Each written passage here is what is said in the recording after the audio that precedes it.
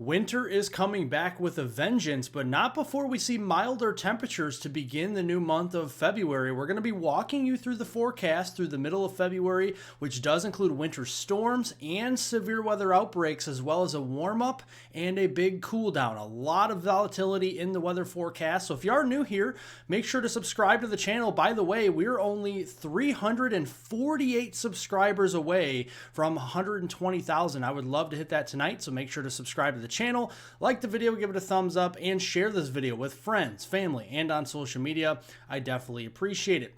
Now, January has been the coldest January since the 90s, and likely this is going to come down to the last few days, and we are going to see a bit of a warm-up, but that Arctic blast that we did see last week really did put a dent in our temperatures, and that means below normal January across the majority of the lower 48, the most widespread cold air outbreak we've seen since the 90s. Let's look here at our winter weather that we've seen across portions of the lower 48 in the form of snowfall. We did start the season strong across the Rockies, the Cascades, and the Sierras. We've seen on and off snowfall so far here this winter. We've also seen a historic snowstorm near the Gulf Coast, big snowstorm from the Central Plains through the Ohio Valley up into the Northeast, and a lot of lake effect snow too. There are some holes in the snowpack here. I get it. Southern Minnesota, northern Iowa, northern Illinois, Wisconsin, you name it. There's a lot of areas here who haven't seen a lot of snow, and your chance is in February. So let's walk you through the forecast. First with our temperatures as we wake up tomorrow morning on Monday, heading off to work or school out here across the western U.S. Temperatures will be pretty cold, especially in the higher elevations, but you can see some teens, 20s out there in outlying areas, 40s further to the south. In the central U.S., you can see a lot of us are going to start off in the 20s tomorrow morning, maybe some teens and single digits out here, especially for the panhandle of Nebraska, Colorado, and western Kansas being the prime candidates for single-digit morning lows as we go into tomorrow morning. Then we look at the temperatures out across the east, and same thing, further north up here, especially into Maine, Vermont, New Hampshire, upstate New York. Those will be the coldest areas in the single digits and the low teens. Otherwise, the further west you go, the Ohio Valley waking up in the teens. Further south from there, we're going to be seeing 20s, 30s, and some 40s, especially the closer you get to the Gulf Coast. That's where those 40-degree lows will be tomorrow morning. Let's look at our temperature anomalies as we go through the week. We're going to be seeing a warming trend as we go into Monday and Tuesday. Look at this big blob of warm air just dumping down from Canada into the United States, and you can see that continues as we go into Wednesday. And Thursday's the day to watch for potentially record-breaking high temperatures up here across the upper Midwest, where we could be seeing temperatures either near or above record highs, which means new records will be broken in some areas possibly there on Thursday in the upper Midwest, and then over here in the Mid-Atlantic as we go into Friday to end the month of January. So potentially a record warm-up as we go into late January. Now, we are going to be seeing some storm systems. We have some moisture finally for Southern California. This is going to be bringing moisture into Arizona. A lot of this will be in the form of snow near the Flagstaff area and over eastward into New Mexico and Albuquerque. We're going to move the needle as we go into Monday. Monday night, you can see, you blink, you miss it. We see a little bit of light snow here in Arizona, a little bit of moisture in the Rio Grande down here in southern Texas as we go into Monday night. And then as we go into Tuesday, a couple features we're watching. We're watching the northwest flow up here from Canada into the Great Lakes, bringing that Clipper system storm track. That could bring us a couple inches of snow as we go Monday into Tuesday. And then that main storm system, the cutoff low down here in the Four Corners region, on Wednesday, that's going to get going. We could actually have some severe weather breaking out in Texas on Wednesday. And then again, as we go into Thursday, as that system starts to mature, instability starts to rise in these areas. You're going to notice the dew points rising, a lot more moisture in the atmosphere, and also some heavy rainfall, something to keep an eye on as we go into Thursday. And then finally, as we go into Friday, that system moves east, maybe a severe weather setup from Tennessee down into parts of Mississippi, Alabama, and Louisiana as we go in towards Friday. Notice our record-breaking highs that we showed you across the Ohio Valley, Mid-Atlantic by late January. This is Friday, January 31st, and that means all rain for the Ohio Valley. This will not be a snow setup for our first system.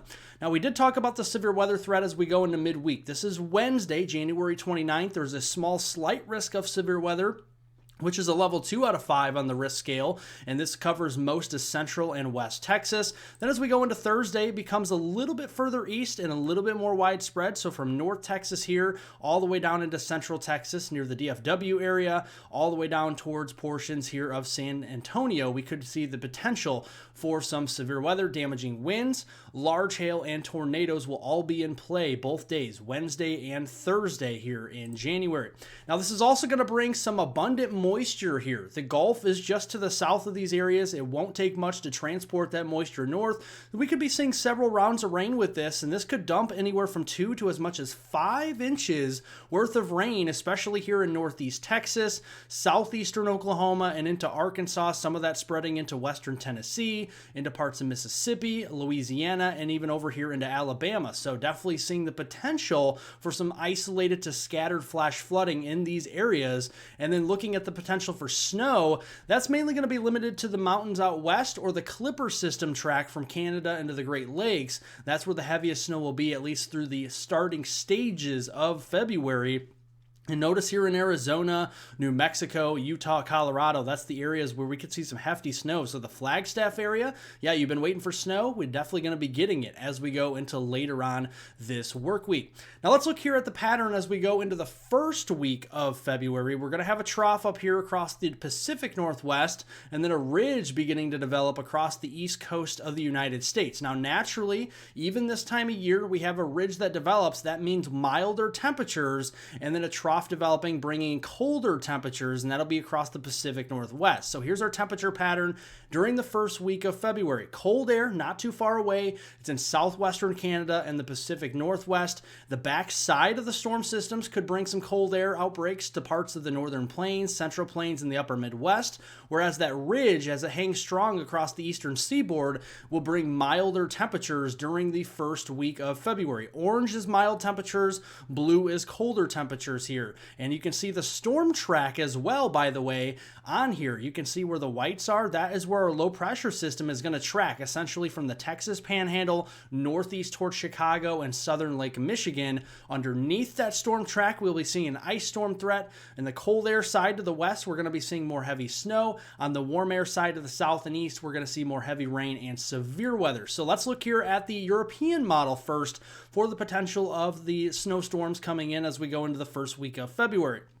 Notice Saturday, February 1st, we're bringing in a big system across the Pacific Northwest. Heavy rains for Seattle and Portland. We're also going to be seeing some heavy snow there into portions of Idaho, Washington State, and into Oregon, especially in the Cascades there. Then as we go into Sunday, notice the 2nd, we start to see more heavy snow very far north here. We're seeing the snowfall even into Canada, into Saskatchewan, into Alberta and British Columbia. Then as we go into Monday, we're starting to bring that snow line just a bit further south there. Tuesday, Wednesday time frame as well. Then we start to gather up a bigger system. I think during the last few days of the first week of February, the 5th through the 7th time frame, is the time to watch for a more mature winter storm that could bring more ice with sleet and freezing rain, but also heavy snow and also severe weather. And that's something we'll have to keep in mind. The exact track of the system, the moisture it has to work with, and the intensity of the storm is still yet to be determined, but something we'll be watching as we get closer.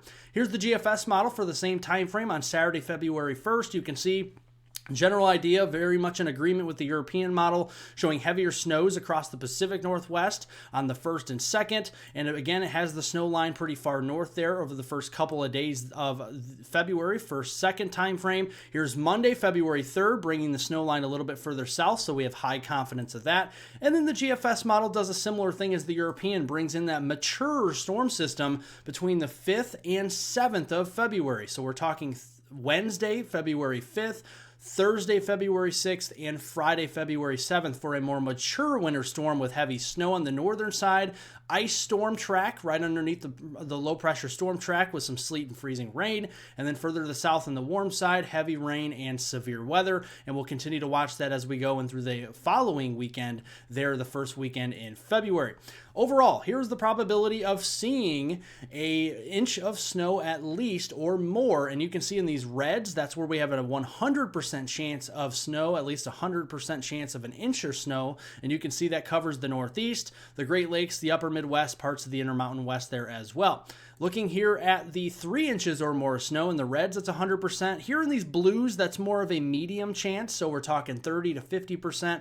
Still seeing that for places like Des Moines, Chicago, Detroit, also into Toledo there. And then the chance here of 6 inches or more, maybe a little bit lower because, again, that's pushing further north with the storm track, and it's going to be less time to get snow with the milder temperatures. Now, as we go into the second week of February, between the 8th and the 15th, we're going to still see that general storm track here from portions of the west and then turning up toward the Midwest. We have cold air available to the northwest, mild air available out ahead of the system here with a southeast ridge. And here is your temperatures. Maybe seeing a little bit more widespread Arctic air pushing into the northern U.S. that could bring the freezing line a little bit further south as we go into the second week of February, possibly getting into the Texas Panhandle by then, Oklahoma, Arkansas, and even down into Kentucky and Tennessee, parts of West Virginia, and even into Maryland with that freezing line during that second week of February.